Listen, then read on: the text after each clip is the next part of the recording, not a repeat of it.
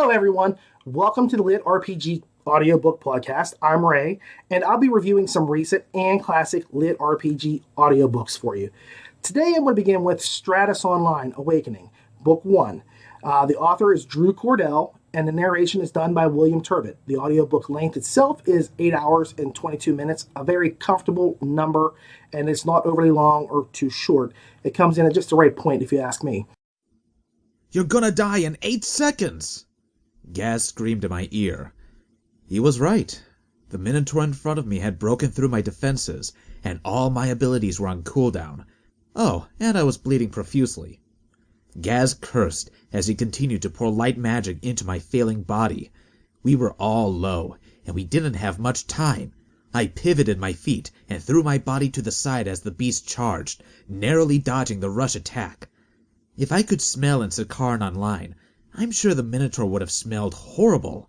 It was a large, stocky, muscle-bound creature with glowing red eyes. Its matted fur was tangled in thick knots that acted as dense armor. The fur and natural brawn led to a very tanky, hard-hitting boss. It wasn't the most terrifying monster in Sicaran Online, but my heart was pounding a lot harder than it normally did when I played. Now, Stratus Online is a really good break-in novel for people who are new to LitRPG game novels themselves. It has a traditional setup, entry into the game, a quest to complete, and the normal catastrophic consequences that appear once you're in the game. But that makes it perfect for the newbie reader because they're not overwhelmed with game stats or game speech. It was nice not to hear, you hit the enemy for 35 points 18 times in a row. And if the game speech is used, the terminology is quickly explained. So there's no, miscommunication or misunderstanding of what is being said or why it's being said. Additionally, this is just not a book in which the party runs around leveling up by grinding. I think the highest level they reach by the end of the book is level 5.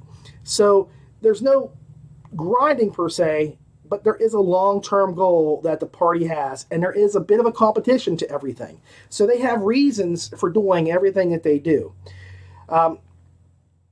Another thing that I think is ideal for a newbie reader or someone new to this genre itself is that the characters themselves are feeling their way into the game.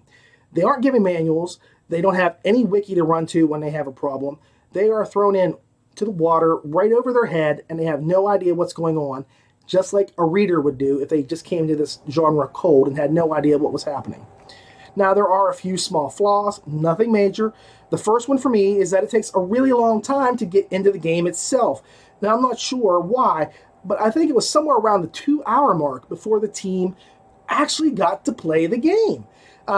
Granted, a lot of what took place prior to those 2 hours was set up, and it does show you that the main character is not an idiot and that he does things in a very logical manner, such as having a lawyer look over his work contract or figuring out who he wants to be on his team.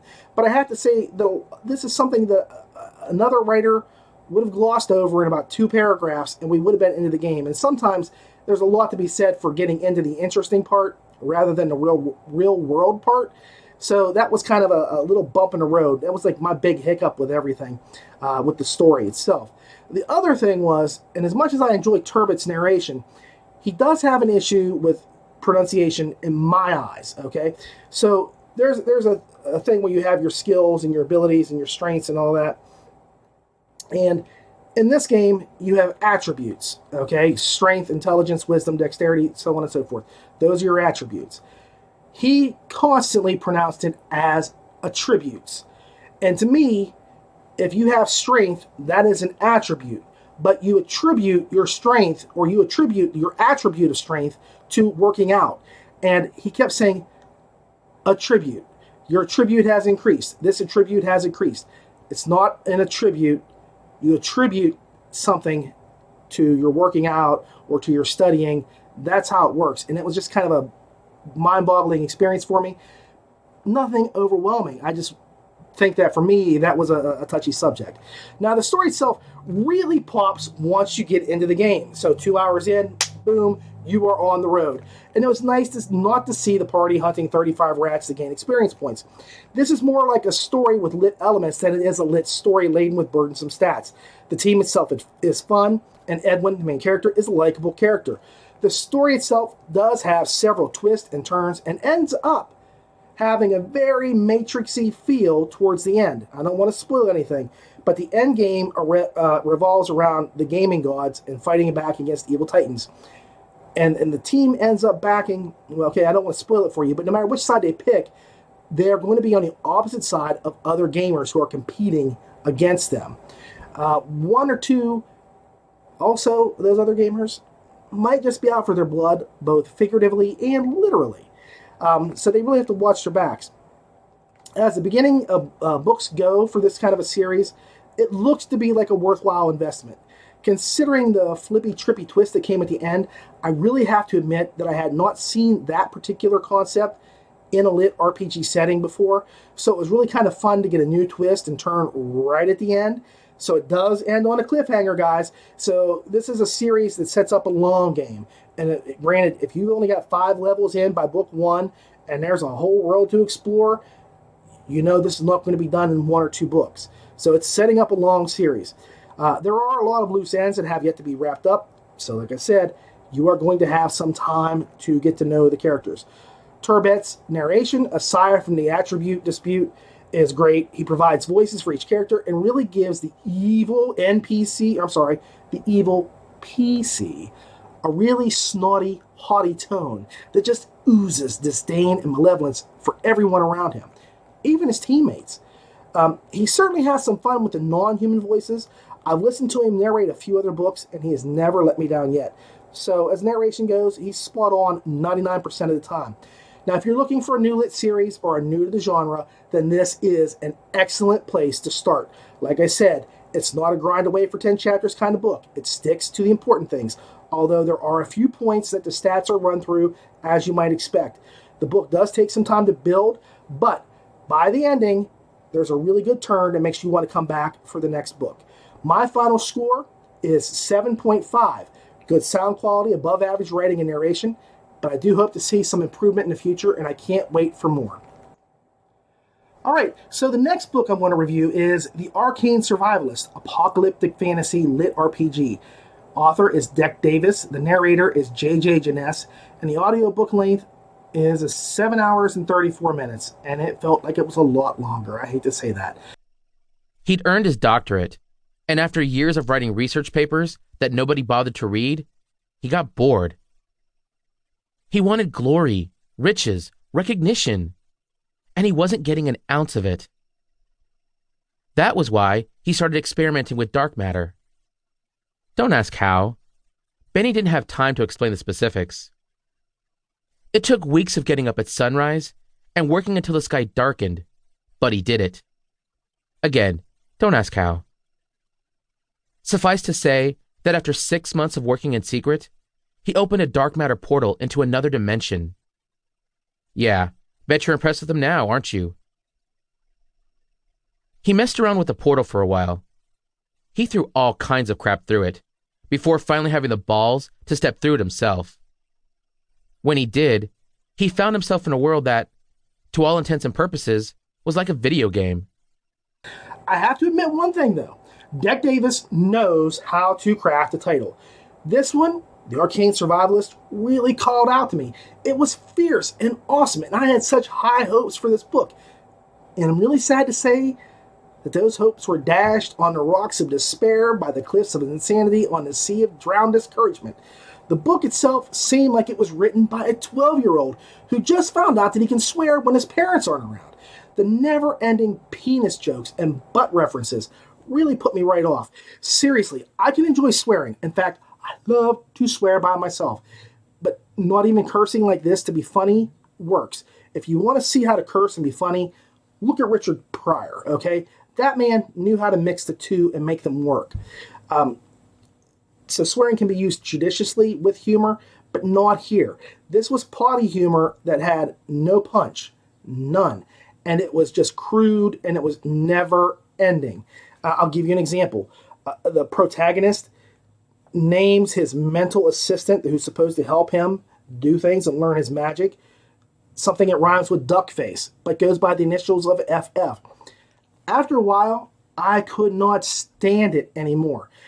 I even got to the point where I had but 55 minutes of the book left to listen to. And I stopped. And I went and listened to a 10-hour audiobook in its stead just to cleanse my brain. I came back because I always finish an audiobook or a book if I start it. Always. I never walk away.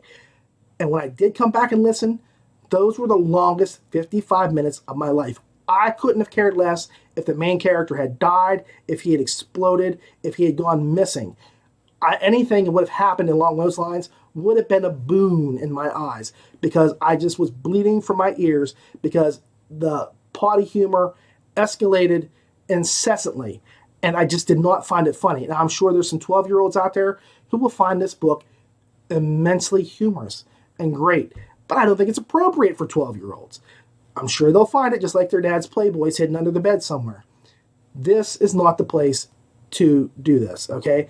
If you could work it, great, but I'm sorry, Deck, you really can't. This is not funny. Now, I will say, the plot is decent. Otherworldly beings want to merge worlds and implant their souls into our human bodies. So, red balls that carry the alien souls that override human ones come flying down out of the sky and start grabbing people. Blue balls, were sent in to give the humans the ability to fight the invaders, but only 4 blue balls came through. The protagonist manages to find a blue ball and becomes a blood mage, meaning he sacrifices his own blood to cast spells. Now, I know this is supposed to be game lit, but this book was about as crunchy as a bowl of mush. The main character kept topping himself off with HP right after a fight by draining his already dead foes.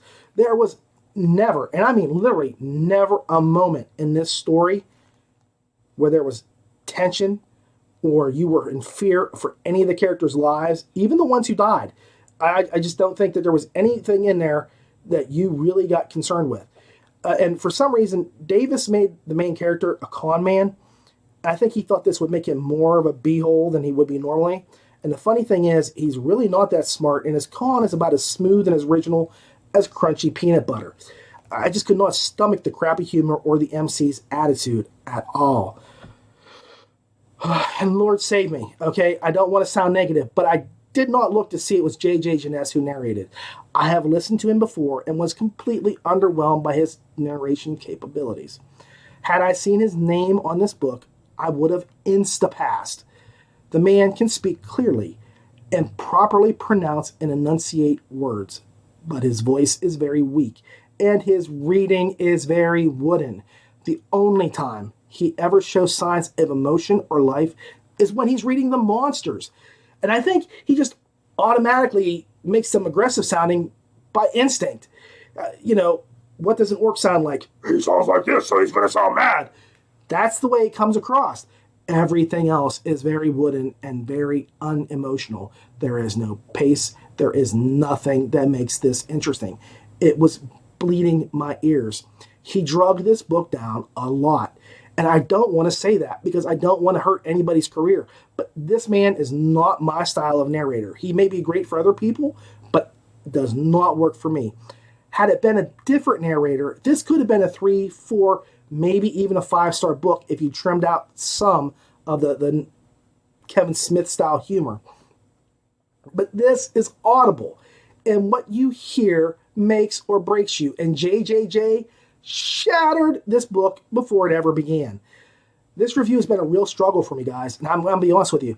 I always try to focus on positive aspects and make suggestions for the author to take into consideration if there were any problems, but I cannot do that here. Cannot. I'm sorry. I hate being negative, but I will be honest, and I do not think you will want to listen to this book. Maybe you can read it. That would help. But listening, nope. I'm going to nope my way out of this one. Skip this and make another choice. Cool title aside, this book will kill your soul. Kill it. Final score is 2 out of 10, and only because there is a story and a decent plot line. But if you want honesty, that's all there is. You could get that really from a history book if you want plot and story. Okay? So just consider that and keep that in mind as you go through things, guys, because I couldn't take this book at all, and I'm very sorry. I'm sorry to Deck Davis and to J.J. Janess because they deserve positive things, Well, I just can't bring it to bear with this book. And now, we are going to go way back into Ray's Retro Review, where I highlight a slightly older LitRPG title that could use some serious love. Today, I'm going to be reviewing The Sleeping Dragon, Guardians of the Flame, Book 1. The author is Joel Rosenberg, the narrator is Keith Silverstein, and the audiobook length is an all too short 9 hours and 2 minutes. Jason, wake up! James Michael's voice rasped. Jason Parker shrugged the hand from his shoulders, reaching for the covers to pull them over his head. But the covers weren't there. Want me to try? The voice was Carl Cullinane's, but changed. A deep, rich baritone. No, we'll do it. You go back to your little friend, Doria said. Maybe she's over her crying jag by now. Jason pried an eye open, squinting painfully in the bright sunlight. Doria knelt on the grass next to him. But it wasn't Doria. Not exactly. She was older, gaunt, the rounded features of her face having changed into the well-defined ones of a 30-ish woman. And her eyes were strange. Nobody had yellow irises, but Doria did. And that seemed right. Familiar. Okay, kids, gather around the campfire. I'm going to tell you a story right now, from way back before we ever even knew what LitRPG was. You want to talk about groundbreaking? The Land, Ready Player One? They're descendants of this book, I tell you. In fact, The Sleeping Dragon is the grandfather to modern LitRPG books. No worries or questions about it in my mind. Well, no, it really wasn't the first. Arguably, that distinction most likely goes back to Andre Norton, who wrote Quag Keep after she played a gaming session with the father of Dungeons & Dragons, Gary Gygax. She wrote about a group of players who were drawn into the world of Greyhawk, which was the original D&D game world, with the best character being a bard who went around singing Billy Joel songs. I mean, that was utterly brilliant. Unfortunately, neither book 1 nor 2 of this series is on Audible. So, by default, I really want to go back and talk about The Sleeping Dragon, which is a far better story anyway. The book is actually really, really brilliant because it blazed a new genre, and that is really only taking hold today. This is one of those books that cast the mold of the game lit books that we operate out of. You have to understand that this book came out in 1983. I mean, you're looking at a long time back, just before the whole Dungeons and Dragons is turning your children into Satanist or cultist fear came into being.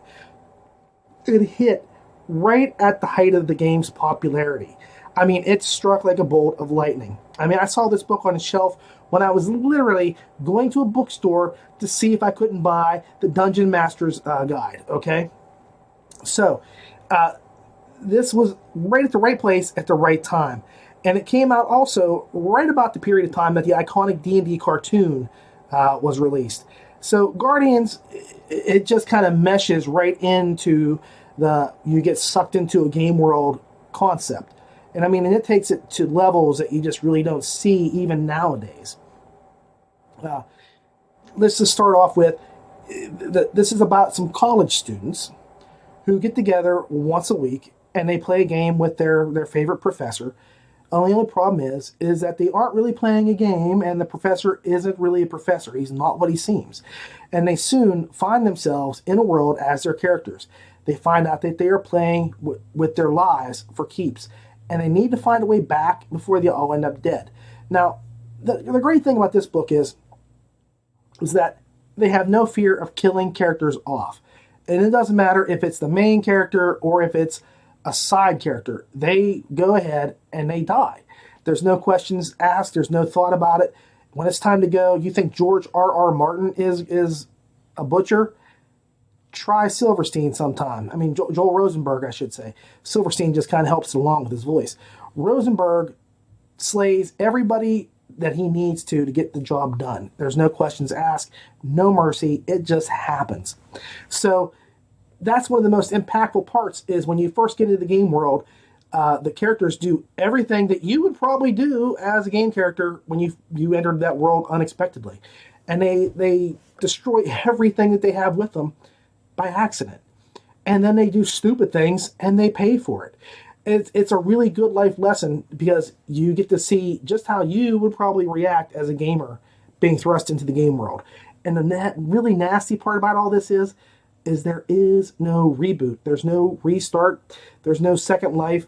This is real world living. So when your character is killed, you are dead. Now, the writing is slick, it is sharp, and it is dramatic. And the only flaws that I see looking back with my 2018 lenses over my eyes is that the book does come across a little chauvinistic. One girl is just basically there as a love interest for the main character, Carl, and another is the game Slut, who really has suffered a lot of sexual abuse in her life, and she ends up having a lot more tossed on her once they enter the game world. Honestly, this world is not made for women, not in the slightest.